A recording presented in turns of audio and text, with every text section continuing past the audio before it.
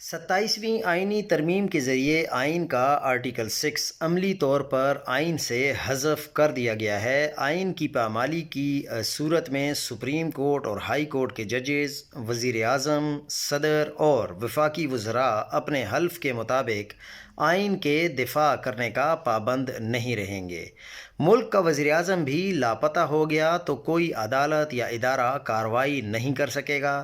Article 6 کی بحالی صرف 2/3 اکثریت سے ہی ہو سکے گی، وہ اکثریت جو بغیر شفاف انتخابات کے کسی حکومت کے لیے دوبارہ حاصل کرنا ناممکن ہو گئی ہے۔ چیف جسٹس یحییٰ آفریدی سے اب بھی امید لگائے بیٹھے ہیں۔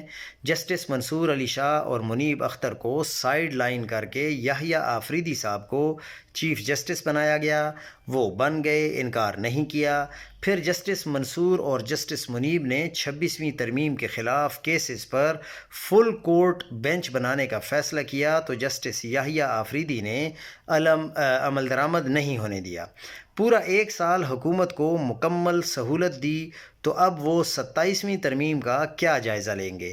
قاضی فائز عیسیٰ کے بعد عدلیہ کا جنازہ نکالنے میں سب سے بڑا کردار جسٹس یحییٰ آفریدی کا ہی تو ہے۔